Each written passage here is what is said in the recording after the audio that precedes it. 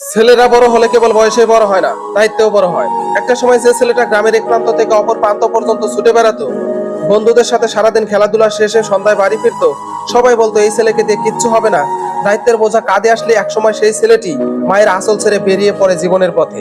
পরিবারকে সুখ দিতে, স্বপ্ন বাস্তবায়ন করতে কাঁধে তুলে নেয় দায়িত্বের পাহাড়। পুরুষ কাঁধে নেয় কথাটি ভুল নয়, কিন্তু সত্যি হলো সে কাঁদার সময় পায় না, কারণ সে ব্যস্ত থাকে পরিবার, সমাজ আর ভবিষ্যতের বোঝা বইতে। মেয়েরা বিয়ের পর বাবার বাড়ি ছাড়ে, আর ছেলেরা বিয়ের আগে সব ছেড়ে দেয়।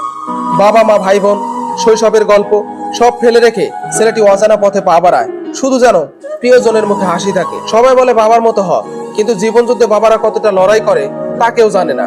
রোদে পুড়ে, বৃষ্টিতে ভিজে, ক্লান্ত চোখে হাসি লুকিয়ে ছেলেরা ছুটে চলে কারো অপেক্ষায় নয়, নিজের দায়িত্বে।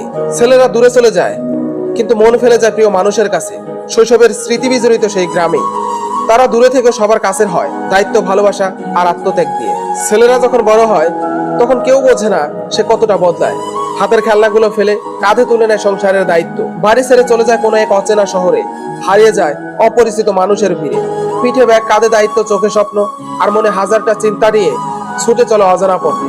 কারণ পরিবারের মুখে হাসি ফোটাতে হবে। বোনের হাতের রান্না, মায়ের দোয়েল হাসি, ভাইয়ের সাথে খুনসুটি, বাবার নিস্তব্ধ ভালোবাসা সব রেখে সে ছুটে চলে অজানা পথে। কারণ একটাই, পরিবারের মুখে হাসি ফোটাতে হবে। মেয়েরা ঘর ছাড়ে স্বপ্ন নিয়ে, আর ছেলেরা ঘর ছাড়ে দায়িত্ব নিয়ে। সবাইকে সুখের ছায়ায় দাঁড় করিয়ে সে নিজেই দাঁড়ায় রোদে। কে বোঝে তার ক্লান্তি, তার নিস্তব্ধ যুদ্ধ? তবুও সে হাসে, কিন্তু তার হাসির আড়ালে লুকিয়ে থাকা কষ্ট কেউ জানে না। সে কাউকে জানতেও দেয় না, কারণ সে জানে সে ছেলে। হাড় ভাঙা পরিশ্রম করে পরিবারের মুখে হাসি ফোটানোই তার দায়িত্ব।